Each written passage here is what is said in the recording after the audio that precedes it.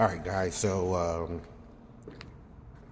believe it or not, so my phone, my old OnePlus phone, was right next to the new OnePlus 13, and I wasn't recording because I thought it was going to be different, but it automatically detected the phone that I'm currently using right now to record this video, which is my old OnePlus phone. It detected it and uh, asked me did I want to copy this phone to that phone. So that's where this video picks up at. So that was actually pretty seamless. I thought that was pretty cool. So just so you know, I literally just stuck the Spectrum SIM card in the phone and it just automatically uh, worked. So I didn't have to do anything with the SIM card. I didn't have to use any kind of spare phone to activate the SIM card.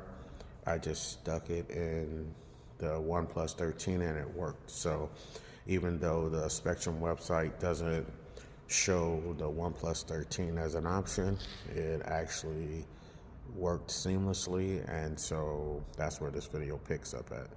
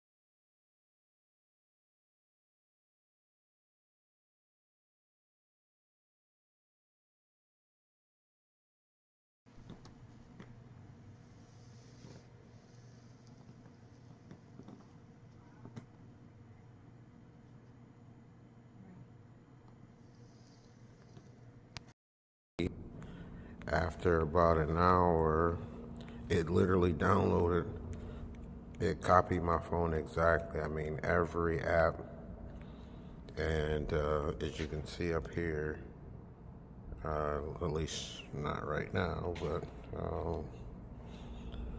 show in a second. Let's see if it tries to catch up, but it actually was running in 5G UW, which is Verizon's, let's see,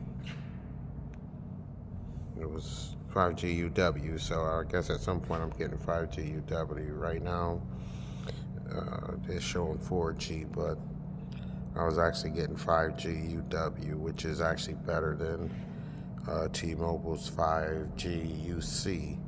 So, anyways, for you guys that thought that it was going to be a task to put your new Spectrum SIM card into a OnePlus 13R, it's not a problem.